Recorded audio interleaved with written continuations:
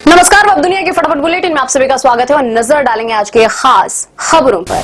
प्रधानमंत्री नरेंद्र मोदी ने सोमवार को सोमनाथ अमृत महोत्सव में भगवान शिव की आराधना के बाद पोखरण परमाणु परीक्षण और ऑपरेशन शक्ति का जिक्र करते हुए कहा, शिव के साथ शक्ति की आराधना ही हमारी परंपरा रही है। मैं भगवान सोमनाथ के चरणों से सभी देशवासियों को ऑपरेशन शक्ति की वर्षगांठ की बधाई देता हूं। अटल जी के नेतृत्व में भाजपा सरकार ने दिखाया था कि हमारे लिए राष्ट्र प्रथम है। दुनिया की कोई ताकत भारत को झुका नहीं सकती, दबाव में नहीं ला सकती है। कैबिनेट मीटिंग में 6 बड़े फैसले। पश्चिम बंगाल के मुख्यमंत्री शुभेंदु अधिकारी ने पहली कैबिनेट बैठक में लिए 6 बड़े फैसले। आयुष्मान भारत योजना को लागू करने के साथ ही बीएसएफ को 45 दिन में जमीन देने का लक्ष्य रखा गया है। बैठक में 321 शहीद भाजपा कार्यकर्ताओं को श्रद्धांजलि दी गई है।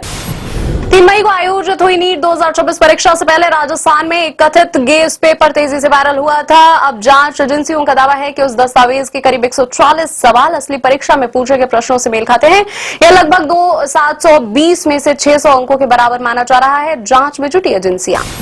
मिडिल ईस्ट संकट पर आईजीओएम की एक बैठक के बाद रक्षा मंत्री राजनाथ सिंह ने सोशल मीडिया साइट एक्स पर अपने पोस्ट में कहा, जरूरी चीजों की सप्लाई चेन मजबूत, किसी को घबराने की कोई जरूरत नहीं है। पीएम के सुझावों का पालन करने की अपील। सोमनाथ मंदिर के पुनर्निर्माण के 75 वर्ष पूर्ण पर प्रधानमंत्री नरेंद्र मोदी आज शिव भक्ति में डूबे नजर आए। उन्होंने भगवान शिव की विशेष पूजा की और कुंभाभिषेक समारोह में हिस्सा लिया। इस अवसर पर पीएम मोदी ने मंदिर में ध्वज पूजा भी की। इस ऐतिहासिक अवसर को चिन्हित करने के लिए प्रधानमंत्री ने 75 रुपए का विशेष स्मारक सिक्का और एक डाक टिकट भी जारी किया। पश्चिम बंगाल के मुख्यमंत्री शुभेंदु अधिकारी के सहयोगी की हत्या के मामले में गिरफ्तार 3 संदिग्धों को अदालत में पेश किया गया। कोर्ट ने तीनों को 24 मई तक पुलिस हिरासत में भेज दिया।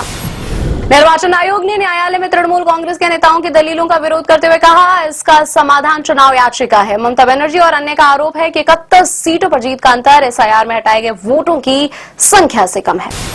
केंद्र सरकार ने जारी की अधिसूचना। वीबीजी रामजी अधिनियम 1 जुलाई से लागू होगा और मनरेगा अधिनियम निरस्त कर दिया जाएगा।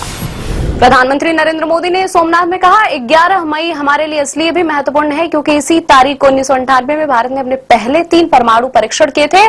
हमारे देश में हमारे सांस्कृतिक और पवित्र स्थलों के पुनर्निर्माण को लेकर बहुत राजनीति हुई। प्रधानमंत्री नरेंद्र मोदी की तेल बचाने की अपील के बाद सरकार बड़े पैमाने पर सक्रिय हुई। इसी क्रम में रक्षा मंत्री राजनाथ सिंह ने सोमवार को एक इमरजेंसी मीटिंग की। बैठक में मंत्रियों का ग्रुप भी हुआ शामिल। सोमनाथ स्वाभिमान पर्व अटूट आस्था की गौरव गाथा के तहत वाराणसी में आयोजित सोमनाथ संकल्प महोत्सव में शामिल होने पहुंची यूपी के राज्यपाल आनंदीबेन पटेल और मुख्यमंत्री योगी आदित्यनाथ ने सोमवार को सुबह काशी विश्वनाथ मंदिर में पूजा दर्शन किया। दोनों ने बाबा के दरबार में माथा टेककर लोगों के कल्याण की कामना की। पश्चिम बंगाल के मुख्यमंत्री शुभेंदु अधिकारी ने कहा, पिछली सरकार ने केंद्रीय गृह मंत्रालय के जून 2025 के जनगणना संबंधी परिपत्र की अनदेखी की, लेकिन अब मंत्रिमंडल ने तत्काल लागू करने को मंजूरी दे दी है। प्रधानमंत्री नरेंद्र मोदी की बेंगलुरु यात्रा के दौरान बम की धमकी के कारण सुरक्षा संबंधी चिंता पैदा होने के एक दिन बाद शहर के पुलिस आयुक्त सीमांत कुमार सिंह ने कहा, यह आतंकी फर्जी थी और तकनीकी निगरानी का उपयोग करते हुए आरोपी को 1 घंटे के भीतर हिरासत में ले लिया गया था। जम्मू कश्मीर के मुख्यमंत्री उमर अब्दुल्ला ने की गृह मंत्री अमित शाह से मुलाकात। उमर ने शाह से राज्य के दर्जे को लेकर की बातचीत। दक्षिण पूर्वी दिल्ली के नेहरू प्लेस इलाके में एक क्लब के बाहर पूर्वोत्तर की 2 महिलाओं के साथ कथित तौर पर छेड़छाड़ और मारपीट की गई। उनके खिलाफ नस्लवादी टिप्पणियां भी की गई। पुलिस ने बताया, घटना के संबंध में 4 लोगों की पहचान कर ली गई है। दिल्ली सरकार पश्चिमी दिल्ली की जनकपुर स्थित एक निजी स्कूल का प्रबंधन अपने हाथ में ले सकती है, क्योंकि स्कूल परिसर में 3 साल के बच्चे के साथ कथित बलात्कार के मामले में स्कूल प्रशासन की जारी कारण बताओ नोटिस का अभी तक कोई जवाब नहीं मिला है। झारखंड के जमशेदपुर में सदगोरा थाना क्षेत्र के अंतर्गत एग्रीको इलाके में एक व्यक्ति ने 3 लोगों की हत्या की। पुलिस ने बताया, सोमवार को पारिवारिक विवाद के बाद व्यक्ति ने अपनी पत्नी, गर्भवती बेटी और बेटे की कथित तौर पर कुल्हाड़ी से वार करके उनकी कथित तौर पर हत्या कर दी। शेयर बाजार में गिरावट। सेंसेक्स 1313 अंक टूटकर 76,015 अंक पर हुआ बंद। निफ्टी भी 360 अंक के नुकसान के साथ 23,816 अंक पर हुआ बंद। अमेरिकी डॉलर के मुकाबले ₹85 लुढ़क कर अब तक के सबसे निचले स्तर पर।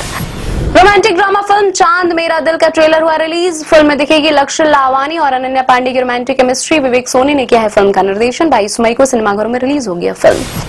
दिवंगत एक्टर इरफान खान के बेटे बाबिल खान करने जा रहे हैं साउथ सिनेमा में डेब्यू। मलयालम फिल्म गांधी बाजार संडे मार्केट में आएंगे नजर। बाबू जनार्दन करेंगे फिल्म का निर्देशन। 2022 में फिल्म कला से बाबिल ने किया था बॉलीवुड डेब्यू। ये थी आज की फटाफट बुलेटिन। ऐसे ही ताजा अपडेट्स के लिए बने रहे हमारे साथ, यानी कि विजिट करें अब दुनिया पर।